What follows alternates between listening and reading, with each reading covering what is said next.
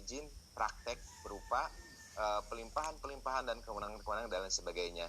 Nah, sahabat-sahabat semua, jadi kalau kita lihat dari sejarahnya, betapa besar peran kedokteran Islam pada saat itu terhadap peradaban dunia. Bahkan kalau kita perhatikan dari jejak sejarah, ada sebuah buku yang bagus, Medieval Islamic Medicine. Ini disusun oleh salah seorang ilmuwan dan sejarawan Barat, walaupun beliau bukan Muslim, begitu. Di sana dikatakan bahwa peradaban kedokteran Islam setidaknya berpengaruh terhadap perkembangan kedokteran di Eropa dan di Barat itu setidaknya sampai pada abad 16. Bagaimana fondasi ilmuwan-ilmuwan yang telah ditancapkan begitu ya, ilmu anatomi, ilmu fisiologi, ilmu fisika dan lain sebagainya. Ini menjadi sebuah perhatian yang sangat serius. Dan kalau kita lihat juga buku Canon Medicine gitu ya, karya Ibnu Sina itu kan terdiri dari 6 jilid ya. Satu jilidnya itu kurang lebih sekitar 1000 halaman. Jadi sangat sangat tebal. Jadi bagaimana kedokteran Islam itu berkembang sangat pesat pada saat itu. Nah, ternyata ada 3 kunci di sana. Yang pertama, dari ilmuwannya. Ilmuwan kedokteran Islam pada saat itu baru belajar kedokteran setelah dia itu mempunyai ilmu dasar. Ilmu dasar apa itu? Pertama, ilmu Al-Quran dan hadis. Sehingga tidak aneh kalau Az-Zahrawi itu salah seorang ilmuwan, bapak ilmu bedah begitu ya. Az-Zahrawi itu dalam usia 7 tahun itu hafal Quran dan ribuan hadis. Ilmu yang pertama adalah Quran dan hadis, ilmu yang kedua adalah ilmu sains, apakah itu fisika, kimia, dan ketiga adalah filsafat. Itu yang saya dapat. Jadi ilmuwan muslim zaman dulu itu sebelum belajar tentang konten materi di mana dia itu berkiprah, apakah ada ahli astronomi seperti itu ya, dia mempunyai kompetensi di 3 itu. Jadi sahabat-sahabat semua, ketika zaman keemasan itu ada penerjemahan besar-besaran terhadap ilmu pengetahuan, diantaranya ilmu kedokteran, sehingga pengayaan akan perkembangan ilmu itu lebih cepat dan terjadi percepatan yang sangat bagus di sana. Bahkan ilmu-ilmu dasar juga ditemukan pada saat itu. Baik sahabat-sahabat semua, itu sekilas tentang bagaimana peradaban kedokteran Islam yang terjadi pada zaman kenabian, kemudian setelah zaman kemudian, dan kita pernah mengalami puncaknya yaitu pada Golden Age ketika tahun 900 Masehi sampai kurang lebih 1300 Masehi. Assalamualaikum dok, bentar sudah bergabung. Ya, alhamdulillah. Ustaz Dr. Zaidul Akbar. Ya dok, Selamat dok. Alhamdulillah sehat. Mohon maaf saya pembukaan dulu ya dok ya. Ya nggak apa-apa, malam aja. Ya, itulah karena waktu subuhnya itu kita bergeser siang ya Ustaz ya. Jadi baru beres berjamaah. Baik, nah salah satu keunggulan atau oleh-oleh terbesar dalam peradaban Islam yaitu adanya pengobatan nabawi atau tibu nabawi. Tibu nabawi ini sering diungkapkan begitu ya bagi sekelompok orang kaitannya dengan pengobatan ala Nabi. Nah, alhamdulillah telah hadir guru pada saat ini yaitu Ustadz Dr. Zaidul Akbar. Ini manggilnya Ustadz apa dokter, Dok? Enak ya, dokter aja dok.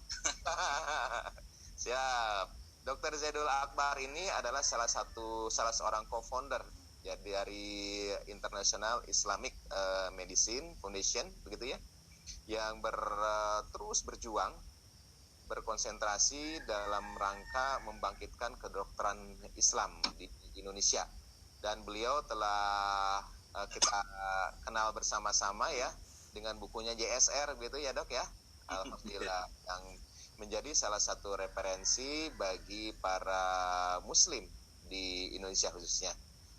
Baik dok, kira-kira yang melatar belakangi gitu ya, kan tidak banyak dokter yang mempelajari bagaimana tibu nabawi itu menjadi salah satu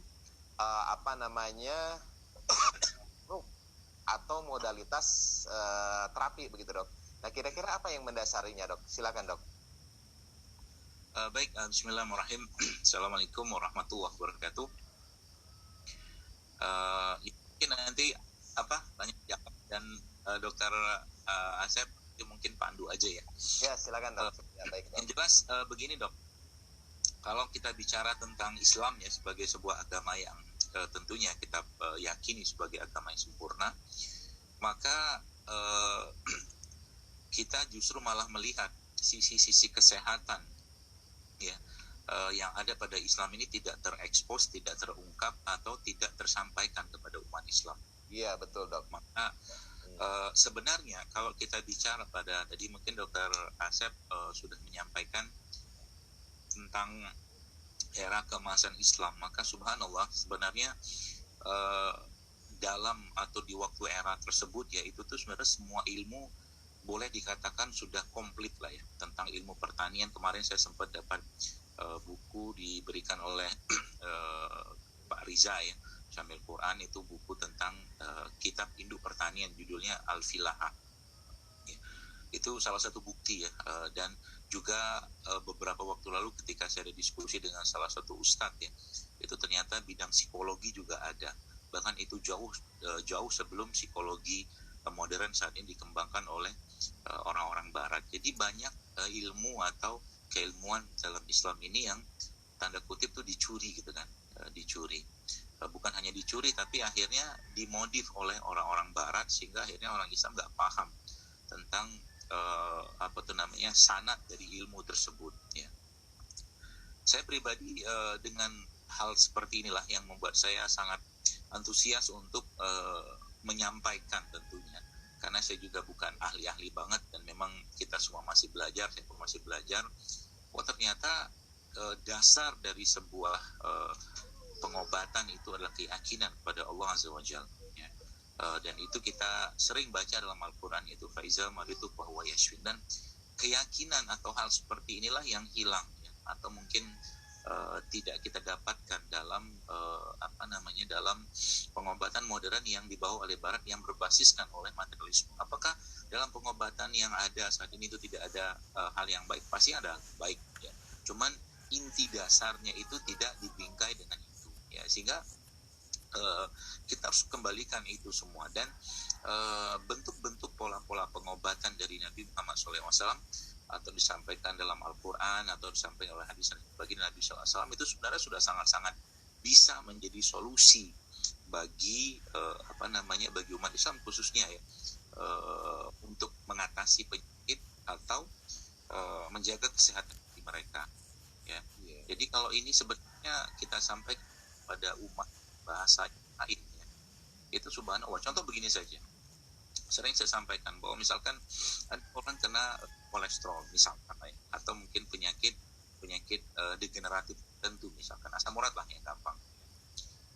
Banyak kan akhirnya mencari herbal, mencari apa ya, tidak masalah, silakan ya, bagian di ikhtiarnya ya. Cuman satu hal yang kita harus pahami sekali bahwa sebenarnya syariat Allah perintahkan contohkan bagi Nabi SAW itu sebenarnya sudah bisa mengcover banyak hal yang berkaitan dengan kesehatan. Contoh penyakit, ketika seseorang intan puasa sunnah ya, baik puasa Daud mungkin atau puasa Senin Kamis atau puasa ayam mulbit ya, kemudian dia mengatur pola makannya, kemudian dia juga tadi mungkin Dokter Asep sempat menyebutkan tentang berbekam juga, maka Masya Allah itu sebuah lompat yang luar biasa. Selain dia mendapatkan manfaat kesehatannya yang itu efek saja, dia juga dapat efek kecintaan dari Allah akibat melaksanakan sunnah Nabi SAW atau perintah-perintah Allah tersebut ya. Nah ini yang menjadi dasar saya. Jadi kita mungkin bahasa perlu rebirth gitu ya. Dilahirkan kembali gitu tadi ya. Iya. Memang kalau kita belajar ilmu kedokteran juga dulu yang pernah saya rasakan Dok, ada ilmu kedokteran yang memang ketika mempelajari fenomena-fenomena yang di luar nalar itu hampir tidak pernah ada aspek ilahiyah di sana. Betul. Kita belajar tentang gen begitu ya, siapa yang memprogram gen itu dan bagaimana gen itu bisa terpelihara, sangat jarang ada aspek ilahiyah di sana. Ketika mentok-mentok Dok ya, ketika dulu belajar paling dikatakan oh itu hukum alam katanya ya. Iya. Tidak ada aspek ilahiyah di sana. Nah, bahkan jadi, Dok, Ya. satu nyambung sedikit kalimat yang tadi itu, saya pernah membaca ada sebuah pernyataan dari ahli-ahli barat itu, mereka mengatakan 90% kurang lebih kita tuh uncoding. Jadi uncoding itu saya baca ini, saya langsung tersenyum saja. Saya katakan senyum, orang kita tuh dalam tubuh kita, waktu kita manusia secara umum bahkan itu kan sudah di-coding tanda kutip oleh Allah dengan sebuah pertanyaan, alastu birabbikum, gitu loh. Kita juga coding, itu codingnya sempurna. Maka mau dia kata ateis kayak mau kata apa, nggak percaya Tuhan, ketika dia ada masalah pasti akan cari Tuhan. Nah, gitu. Ya begitulah sahabat-sahabat semua. Jadi kalau kita sedikit dok ya pelajari, ini saya dapat bukunya juga sebetulnya buku dari non Muslim dok, Islamic Medieval Medicine begitu. Karena dikatakan bahwa ketika zaman Renaissance, pengkebangkitan kembali orang Eropa, maka terjadi penerjemahan buku dengan sebanyak-banyaknya, dan buku aslinya itu katanya ditenggelamkan di Sungai Efrat, sehingga Sungai Efrat dan Sungai Tigris saat itu dikatakan ibarat lautan tinta. Nah, ketika diterjemahkan itulah apa yang katakan Dr. Zaidul tadi, ruhnya itu memang tidak ada. Jadi ketika kita belajar memang pure kemungkinan kedokteran sekuler, karena mereka maju itu setelah mereka memisahkan antara ilmu pengetahuan dan agama. Dan itulah yang kita pelajari ke Indonesia sampai saat ini. Jadi upaya Dr. Zaidul Akbar dan kawan-kawan, mungkin saya juga sedikit termasuk di sana dok ya, bagaimana mengembalikan ruh kedokteran Islam itu, sehingga ketika dia ada peristiwa sakit, bukan hanya fisiknya saja yang sakit, tapi bagaimana dari aspek kolbiah itu tersangkut dan selalu tersambung pada Allah.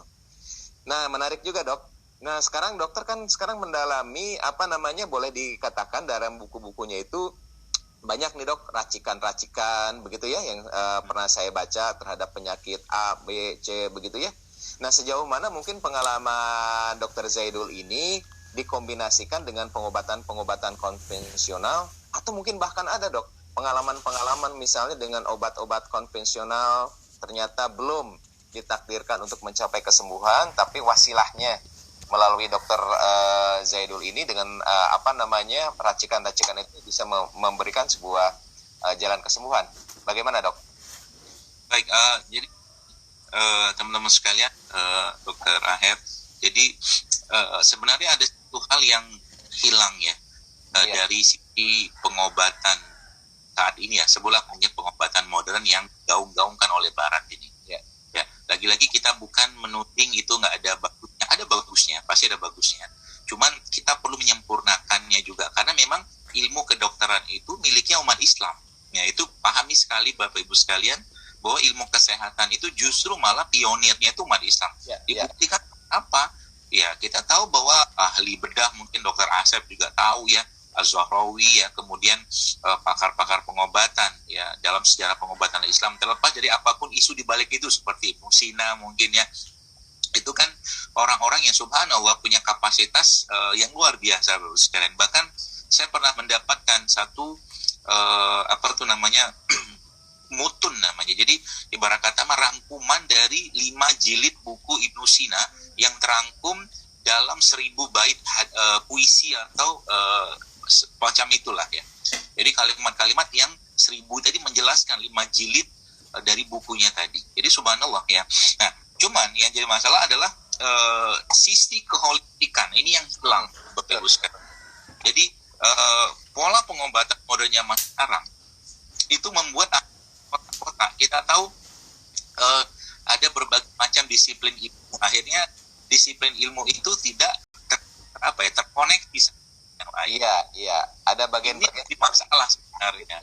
Sehingga saya akhirnya mengembalikan itu kepada konsep holistik atau konsep tubuh secara umum, bahwa tubuh itu yang mau kata dari ujung kepala sampai ujung kaki ya dia nyambung semua.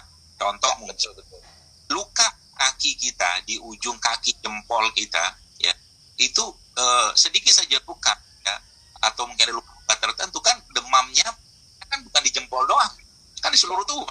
Iya. Gitu, ya. Nah, termasuk juga bekam itu sebenarnya ketika dilakukan perlukaan di kepala, di kaki, ada titik-titik bekam di kaki, kan terjadi peradangan juga, meskipun jenis peradangan dan peradangan kita kenal di dunia dan secara umum ya akhirnya memerlukan antibiotik segala macam, itu beda. Nah inilah yang saya katakan dok, itu Masya Allah ternyata ketika sisi dari tubuh itu dihubungkan sama yang lain, itu ternyata subhanallah tubuh itu bisa melakukan fungsinya dengan baik.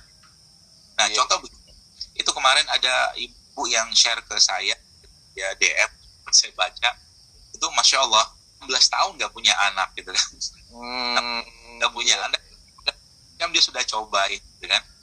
Dan saya sering sampaikan kan, Anda yang punya rezeki katakanlah silakan aja kalau mau pakai apa tuh namanya bayi tabung segala macam, tapi coba berpikir dengan cara angin. Saya bilang misalkan bayi tabung itu nilainya 100 juta gitu kan, dengan keberhasilan yang saya yakin tidak ada sampai 50%. Iya betul dok. Iya.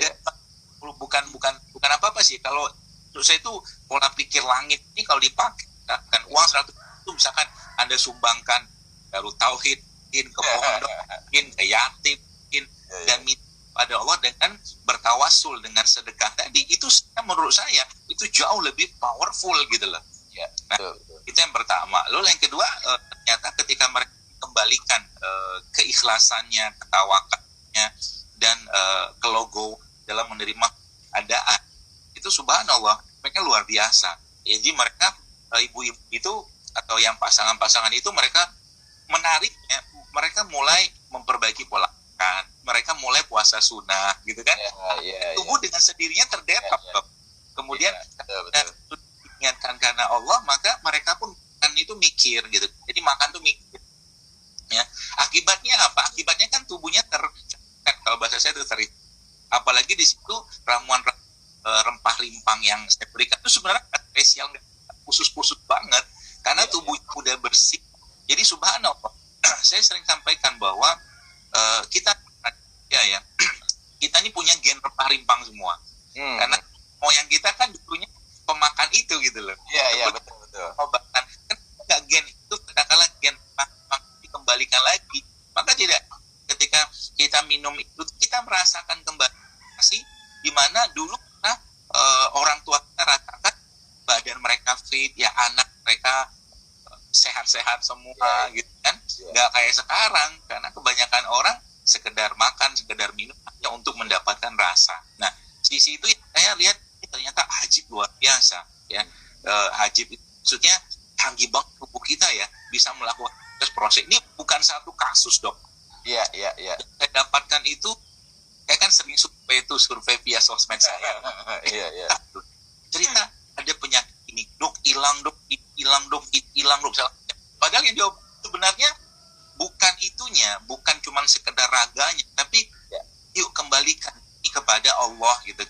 Bersabar, karena memang ketika mereka sudah memperbaiki iman mereka, orang yang mikir makan tuh mikir. Orang beriman makannya pasti mikir. Iya. Kan disuruh mikir kita. Kenapa disuruh mikir? Sudah jelas-jelas sehat masih juga dimakan. Itu kan namanya kita nggak berlaku adil kan gitu. Jadi ini yang menarik, dan ternyata memang ketika tubuh itu diberikan asupan yang baik, ibarat kata begini ya. Saya tuh memahaminya begini. Kalau kita katakanlah Allah kan menciptakan kita di muka bumi ini dalam rangka melaksanakan sebagai Abdullah dan Khalifah fil ardh itu. Ya Abdullah atau mungkin peran sebagai hamba Allah dan Khalifah itu kan peran berat yang mungkin Allah tidak mempersiapkan toolsnya untuk itu. Allah tidak mempersiapkan tanda kutip software dan hardware-nya untuk itu. Maka software-nya itu berupa syariat, hardware-nya berupa apa yang dia tumbuhkan di buminya ini. Jadi kayak kita orang Indonesia, kita nggak tumbuh abad soda sih, tapi dengan teknologi kan bisa kita dapatkan. Tapi yang luar biasanya, kenapa kita tidak memanfaatkan apa yang Allah tumbuhkan di negara kita ini? Dan itulah tip nambah itu kayak begitu, kita memanfaatkan sumber-sumber lokal. Dan disitulah gennya anak ini muncul. Coba tanya, terasa ya apalagi Jawa Barat ya, orang Sunda, ya ada gen jahenya itu, gen wedang itu pasti ada. Kuning, kunyit begitu tadi ya. Ya. Jadi menarik sekali teman-teman. Jadi ketika aspek jasadiah kemudian kita sempurnakan dan keterikatan kita pada aspek ilahiyah, ini justru yang sangat jarang kita dapatkan. Ketika kita ke dokter juga umumnya kan ini obatnya diminum sekian hari, ya umumnya rata-rata sudah sampai di sana. Padahal sahabat-sahabat semua, kalau kita perhatikan lagi apa yang dikatakan oleh Dr. Zaidul tadi, ikhtiar langit. Nah gini dok, saya juga punya pengalaman dok, ketika ada salah seorang pasien begitu ya dok ya, telemedicine lah kalau zaman sekarang, berwawancara segala macam gitu. Kemudian pasien tersebut pernah saya periksa juga, ada sesuatu lah waktu itu di rektumnya, dan ketika perkembangannya dia memburuk begitu dok, saya simpulkan saat itu kemungkinan adalah C-arekti dok, C-arekti. Nah kemudian bagaimanapun juga ada ikhtiar langit yang insya Allah saya lakukan saat itu. Saya saat itu berinfak dok, berinfak nilainya nggak banyak, sekitar 1 juta ke anak yatim piatu. Ya Allah, jadikanlah mudah-mudahan ini jadi wasilah bagi penggugurnya, penghilangnya penyakit dari pasien saya ini. Nah, Masya Allah dok, ketika saya lakukan pemeriksaan digital rectal examination, pemeriksaan anus begitu ya, kemudian juga dengan kamera, ternyata itu tidak ada sama sekali. Kasus yang kedua dok, ini kasus real yang pernah saya alami. Ada seorang perempuan begitu ya, ada kelainan di abdomennya begitu, saya menduga ada sebuah tumor intraabdomen pada saat itu. Kemudian saat itu dilakukanlah pemeriksaan dan sebagainya. Saat itu saya berazam, bagi pasien dok, yang infaknya itu saya, bukan pasien. Maaf, ini bukan maksud ujub atau ria. Kita ingin membuktikan bahwa salah satu ikhtiar langit pun itu tak terukur. Karena apa? Parameternya itu belum ada. Saya waktu itu infak juga, ya Allah, niat untuk pasien ini semoga apa yang tumor ada di dalamnya itu hilang. Nah Masya Allah dok, betul, pada saat lakukan pemeriksaan di USG sekalipun dok, pada saat itu dalam perabaan itu ada. Maaf teman-teman ya, saya ini kan dididik jadi dokter bedah begitu. Jadi ketika saya mendiagnosis sesuatu itu bukan diagnosis yang ecek-ecek begitu. Sebab ada juga beranggapan diagnosisnya aja itu nggak bener ya, sehingga ketika infak itu betul tumornya sudah nggak ada, padahal dulu juga nggak ada. Jadi atas nama keilmuan saya juga saya ini melakukan sesuatu atas dasar prosedur. Nah ketika saya bikin rekaman seperti itu dok, rekamannya menyebar, bahkan ada tanggapan dari teman-teman juga, wah ini mah mungkin aja meriksanya nggak benar. Subhanallah, kata saya ini dididik untuk jadi dokter itu 12 tahun paling tidak dok ya, sehingga tanggung jawab ilmiahnya juga tetap ada. Jadi aspek-aspek ilahiyah mungkin di sini masih sangat perlu kita kembangkan gitu dok ya. Nah menarik dok, ketika dokter tadi mengatakan bahwa ketika Tibun Nabawi itu di Arab Saudi dan sekitarnya ada di sana itu Habatus Sauda, Nigella Sativa. Nah justru yang belum saya dapat di dokter barusan nih saya dapat bahwa di kita juga Allah telah menakdirkan kita hidup di Indonesia dan ternyata ada rimpang juga di sana. Dan kita tahu juga dok ya bahwa Tibun Nabawi itu tidak berdiri sendiri, tapi ada paling tidak ada 5 peradaban, 5 ilmu besar begitulah yang mempengaruhi Tibun Nabawi. Nah bagaimana dokter menyiasati atau mensinkronkan begitu dok ya? Kalau di Indonesia itu kira-kira yang menjadi komoditas unggulan yang sekiranya bisa dijadikan obat itu seperti apa saja dok? Baik, jadi begini Bapak Ibu sekalian, sahabat-sahabat ya. Jadi tadi mungkin Dr. Asep sudah menyampaikan itu dan punya banyak sih dok kayak begitu tuh yang terjadi di lingkungan sekitar. Saya pun banyak mengalami atau mungkin mendapatkan testimoni seperti itu. Ya cuman tadi ya karena memang didikan sekuler, pendidikan materialisme sehingga sulit untuk seseorang itu mempercayai sesuatu karena kan kita sekolah dokter nggak ada pelajaran akidah di sana. Iya. Itu aja masalah. Jadi nggak heran ketika dokter menyampaikan itu ke teman-teman gitu kan, mereka ya bahkan itu teman sejawat sendiri bahkan percaya gitu kan. Iya, itu juga dari teman sejawat dok, dari teman-teman dokter bedah juga dok. Betullah adanya. Jadi nggak heran jadi kita karena memang PR-nya itu banyak sekali untuk meyakinkan. Contoh ya, meyakinkan. Kemarin saya mendapatkan salah satu testimoni lah dari salah satu pembekam senior kita, mungkin Pak Dr. Asep. Itu beliau menceritakan, subhanallah, dia membekam ibu-ibu yang mengandung yang hidrosepat. Hidrosepat. Ya, karena memang sebenarnya bukan bekamnya, tapi keyakinan dalam melakukan bekam, di mana dalam bekam itu ada keberkahan, ada janji, dan jadi Rasul. Itu di situ yang kita atau mungkin banyak orang itu hilang. Maka itu dia cerita, itu ternyata lingkarannya menurun dong. Masya Allah. Betul. Nah inilah kalau orang-orang hanya berdasarkan pengetahuan empirik, Dok, ya, nggak nyampe pada otaknya, sehingga aspek ilahiyahnya itu seolah-olah tidak ada, begitu. Ya. Nah, Dok, punten nih, karena waktu kita terbatas, di masa pandemi ini ada nggak kiat-kiat untuk ikhtiar, apakah itu obat, racikan, rimbang, dan sebagainya untuk sistem imun nih, Dok? Tunggu. Sebenarnya Bapak Ibu sekalian ya, jadi pertama ya, secara akidah pahamilah bahwa tidak ada virus atau wabah ini, kalau memang wayanya, kalau bahasa kita tuh waktunya mati, ya mati aja gitu. Jadi kalimat ini perlu kita tekankan berulang-ulang. Supaya apa? Supaya nggak parno, nggak ketakutan, nggak was-was terus-menerus gitu kan. Kalau seandainya nih misalkan kita tidak tahu sampai kapan wabah atau pandemi ini, sampai kapan ini akan berakhir, ya udah hadapin aja.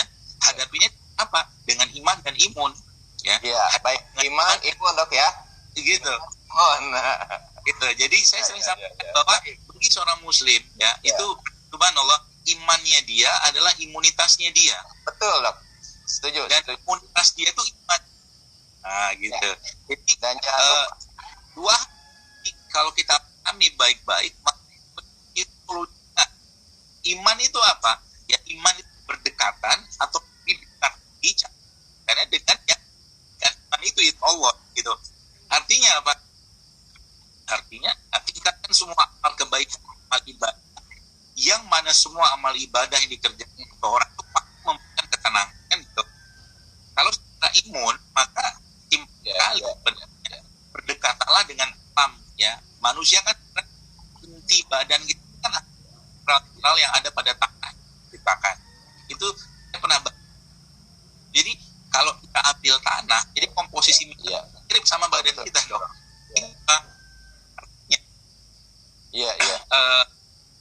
Kalau kita